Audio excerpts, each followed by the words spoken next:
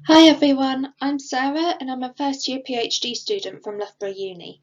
Today I'm going to share with you all a background summary of my research project, which, as you can see from the title, is a global assessment of flood impacts on emergency service provision to vulnerable populations under climate change.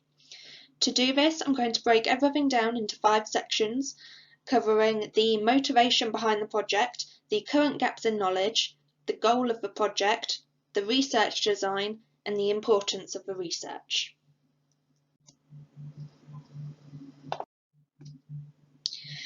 Flooding is a major global hazard that accounts for 1/3 of all reported natural disasters, and it's one of the leading causes of fatality and damage losses amongst all other natural disasters.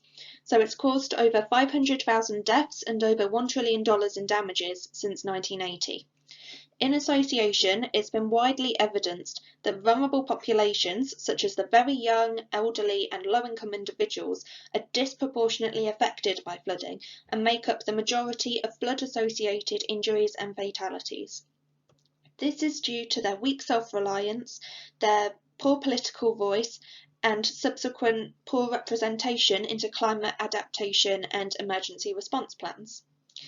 This then links to the global use of ambulance and fire and rescue services, which are primary responders to flooding and provide rescue and relief to vulnerable populations before and during flood events. So this includes things such as medical treatment, evacuative assistance, and rescue operations. But the issue is that flooded roads and short emergency responder timeframes, which is the target time for emergency services to arrive at an incident, they decrease the potential service area and population coverage, which significantly restricts the service provision to vulnerable populations. For example, in England, it's been evidenced that on average, a 1 in 1,000 year rainfall flood event reduces ambulance service area coverage by 30% and population coverage by 53% under a 7-minute target response time. At the minute, there are big gaps in knowledge around the use of emergency services during flooding.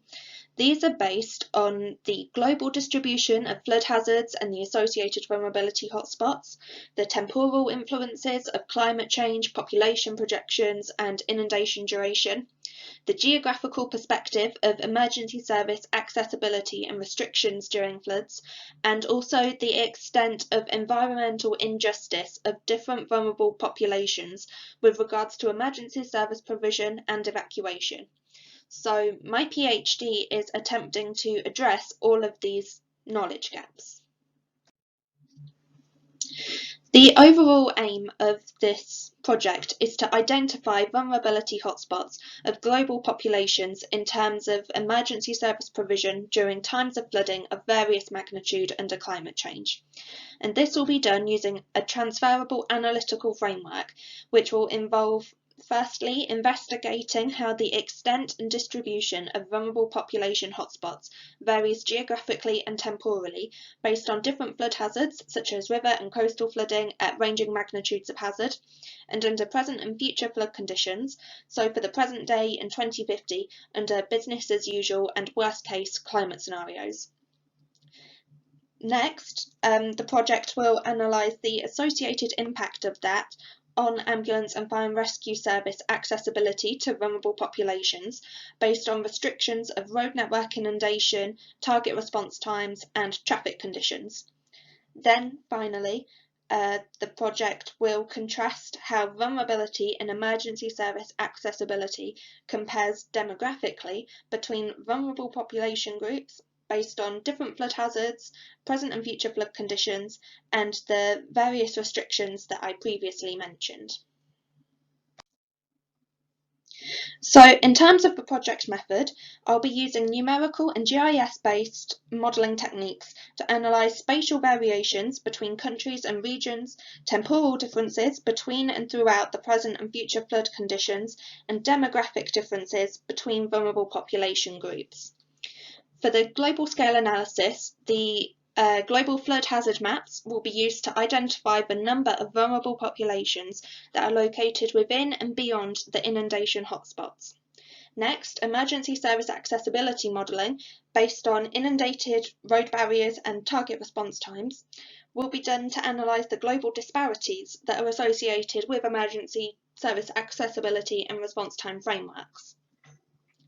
Then, at the regional scale, the global framework will be transferred to Greater London to analyse the temporal changes in emergency service accessibility throughout a flood event under present and future flood conditions. This accessibility analysis will be more representative than at the global scale because it will incorporate incident and mobilisation data to simulate emergency service accessibility with a greater realism.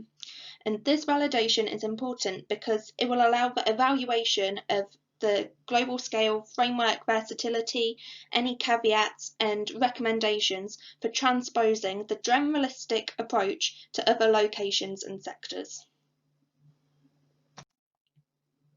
The importance of this project is predominantly twofold and centred on strategic planning of emergency response operation and resolving social inequalities.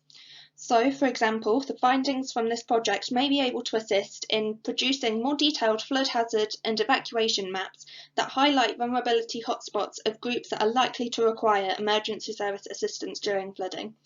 Or it could allow the prioritisation of at-risk vulnerable populations to minimise the geographic and population disparities of flood injuries and fatalities. Or even this could allow the implementation of emergency service hubs in inaccessible regions prior to inundation so that they're able to cover a greater area when they're needed. So this is where I'm at with this project. Thank you all for listening, and I welcome any questions that you might have.